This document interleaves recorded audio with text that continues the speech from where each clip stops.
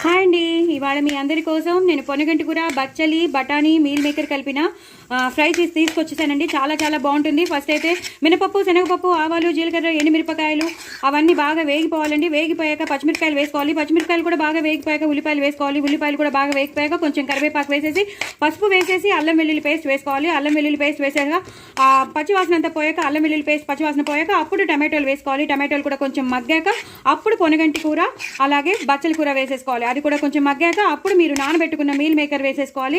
Meal మేకర్తో పాటు కొంచెం ఇది ఫ్రై అవ్వాలండి. అదంతా బాగా ఫ్రై అయిపోయాక మొత్తం కూరలన్నీ బాగా ఫ్రై అయిపోయాక అప్పుడు మీరు తగినంత సాంబార్ పొడి అలాగే ఆవాల మెంతుల పొడి అలాగే గరం మసాలా కొంచెం ఉప్పు వేసేసేసి మీరు ఫ్రై చేసేసుకోవాలి. అంతేనండి, అయిపోయింది. ఎలాంటి కారం పొడి వేయక్కర్లేదు, అలాగే ఎలాంటి కొత్తిమీర కూడా గార్నిష్ చేసుకోక్కర్లేదు. చాలా చాలా టేస్టీగా ఉంటుంది. డూ ట్రై ఇట్ అండి. నా ఛానల్ సబ్స్క్రైబ్ చేసుకోండి, సపోర్ట్ చేయండి. బట్ వెరీ వెరీ టేస్టీ పొనగంటి కూర, బచ్చలి, మీల్ మేకర్, బఠానీ ఫ్రై. బాయ్ అండి.